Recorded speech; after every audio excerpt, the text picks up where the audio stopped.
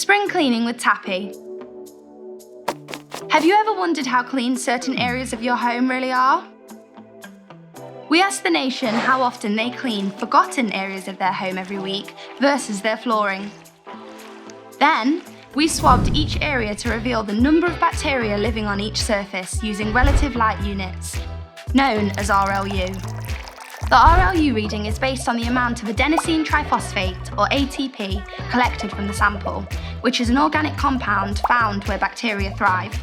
The more ATP found on a swab, the more light is produced during the reaction, giving us a higher RLU reading. Any reading above 50 RLU is considered dirty. Put simply, the higher the number of RLU, the more bacteria there was on the surface. So, what were the results? We're passionate about floors, so we were really excited to discover that kitchen flooring is the cleanest place out of those swabbed, with just 61 RLU, making it 170 times cleaner than behind the sofa. 35% of Brits claim they clean behind their toilet and their living room floor once a week, yet when tested, behind the toilet was over 1,000% dirtier.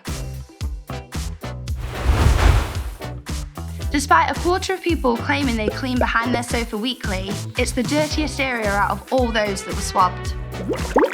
Shockingly, we found over 10,000 RLU behind the sofa. Want to know how to keep your floors in tip-top Tappy condition? Check out the Tappy Ideas Hub for care guides and cleaning advice for all different types of flooring in your home.